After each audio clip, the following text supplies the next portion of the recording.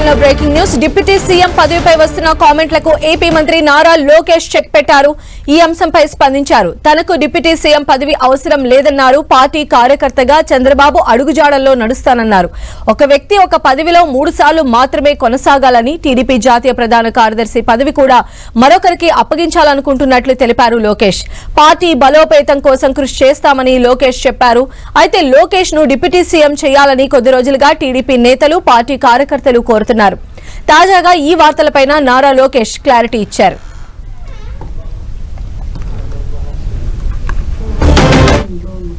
Telugu Desam party కార్యకర్తగా చూస్తున్నాం. చంద్రబాబు నాయుడు గారు నాకు ఏ బాధ్యత ఇచ్చినా ఆర్ఎన్ఎస్ఎల్ నేను కష్టపడతా, పని చేస్తా, పార్టీని బలోపేతం చేస్తా. అంతేగాని పార్టీకి చెడ్డ పేరు మటుకు నేను తీసుకురాను.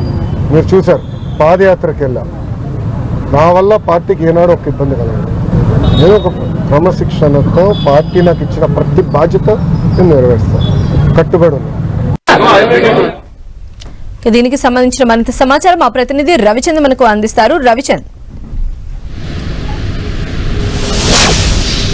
సంధ్య, చాలా రోజుల నుంచి పార్టీలో జరుగుతున్న చర్చకి నారా లోకేష్ అయితే ఫుల్ స్టాప్ పెట్టారు. ఎందుకంటే కీలక నేతలంతా కూడా నారా లోకేష్ డిప్యూటీ సీఎం కావాలని చెప్పి తమ కోరికను వెలిబుచ్చారు. అన్ని అర్హతలు ఉన్నాయి నారా లోకేష్ కి. పార్టీ కోసం కష్టపడి పనిచేస్తున్నారు. ఎందుకంటే పార్టీ ఇబ్బందుల్లో ఉన్నప్పుడు యువగలం పేరుతో రాష్ట్ర వ్యాప్తంగా ఆయన తిరిగారు. కార్యకర్తల్లో మనోధైర్యం నింపారు. పార్టీని ఎన్నికలకి సన్నద్ధం చేశారు. ఈ నేపథ్యంలో ఆయన చేసిన కృషికి ఆయన డిప్యూటీ సీఎం చేయాల్సిన అవసరం ఉందని చెప్పి నేతలంతా కూడా అభిప్రాయపడ్డారు. దీంట్లో మంత్రులతో సహా పలువురు కీలక నేతలు కూడా నారా లోకేష్ డిప్యూటీ సీఎం చేయాలని చెప్పి గట్టిగా మాట్లాడిన పరిస్థితి ఉంది. ఈ నేపథ్యంలోనే చంద్రబాబు కావచ్చు, పార్టీ హైకమాండ్ ప్రస్తుతానికి ఈ వివాదానికి ఫుల్ స్టాప్ పెట్టారు. ఎవరు కూడా దీనిపై ఎటువంటి వ్యాఖ్యలు చేయొద్దని కూడా ఆదేశాలు జారీ చేశారు. ఎందుకంటే ఇప్పుడు రాష్ట్ర అభివృద్ధి పథంలో ముందుకు తీసుకెళ్లాల్సిన అవసరం ఉంది. అందరూ కష్టపడి పనిచేస్తున్నారు. ఇట్లాంటి అంశాలు ఇప్పుడు టచ్ చేయొద్దని చెప్పి పార్టీ హైకమాండ్ ఆదేశాలు జారీ చేసిన నేపథ్యంలో ప్రస్తుతానికైతే ఆ అంశం గురించి ఎవరు మాట్లాడలేదు. కానీ స్వయంగా నారా లోకేష్ అయితే ఇప్పుడు వరకు కూడా ఈ అంశం గురించి స్పందించలేదు. కానీ ఇప్పుడు మొదటిసారిగా ఆయన మీడియాతో మాట్లాడుతూ ఆయన ఎట్టి పరిస్థితుల్లో కూడా కార్యకర్తగా పనిచేస్తానని కూడా చెప్పడం జరిగింది. పదవుల కోసం పాకులాట్లేదు అనే విధంగా కూడా ఆయన వ్యాఖ్యలు చేశారు. ఏదైతే పార్టీలో కూడా ఒక నియమం ఉంది, 3 దఫాలుగా ఒకే పదవి చేసినప్పుడు తర్వాత ఆ పదవి నుంచి మారాల్సిన అవసరం ఉంది అని కూడా ఒక థియరీ అయితే చెప్పడం జరిగింది. ఎందుకంటే ఆయన రాజమండ్రి మహానాడు సమయంలోనే ఈ అంశాన్ని తెరపైకి తీసుకొచ్చారు. పార్టీలో సుదీర్ఘంగా ఒకే పదవిలో ఎవరూ కొనసాగడానికి లేదు, 3 టర్ములు మాత్రమే అవకాశం ఉంటుందని చెప్పారు. ఈ నేపథ్యంలో ఈ అంశాల గురించి ఈరోజు మీడియాతో చాలా స్పష్టంగా చెప్పారు.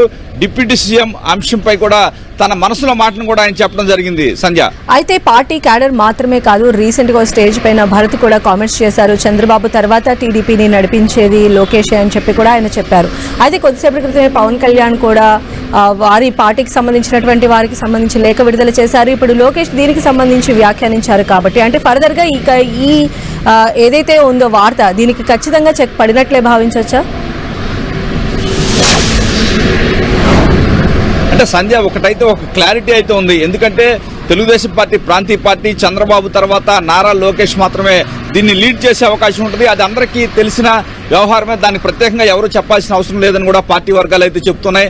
కాకపోతే ఇక్కడ డిప్యూటీ సీఎం చేయాలనేది కొంతమంది వాదన ఉంది.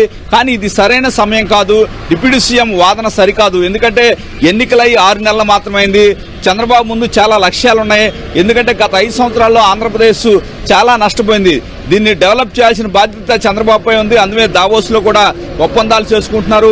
కేంద్ర సహకారంతో రోజుకి ఆంధ్రప్రదేశ్ అభివృద్ధి పదంలో ముందుకు పోతున్న పరిస్థితి.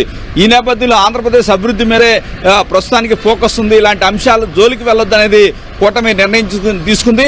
ఈ నేపథ్యంలో పవన్ కళ్యాణ్ కూడా వారి క్యాడర్కి చెప్తున్నారు. పదవుల గురించి కావచ్చు, పార్టీల గురించి ఎవరు కూడా టచ్ చేయొద్దని చెప్తున్నారు. అంశాల గురించి మాట్లాడొద్దని చెప్తున్నారు. టీడీపీలో కూడా అదే విధమైన వైఖరి అయితే కొనసాగుతుంది. ఎందుకంటే పదవుల గురించి మాట్లాడొద్దు బహిరంగ ఎవరని కూడా చెప్తున్నారు. ఏదైనా ఉంటే కనుక కూటమి పెద్దలంతా కూర్చొని నిర్ణయాలు తీసుకుంటారు తప్పించి ఈ విధంగా ఎవరికి వారు బయట మాట్లాడకూడదని చెప్పడం జరిగింది.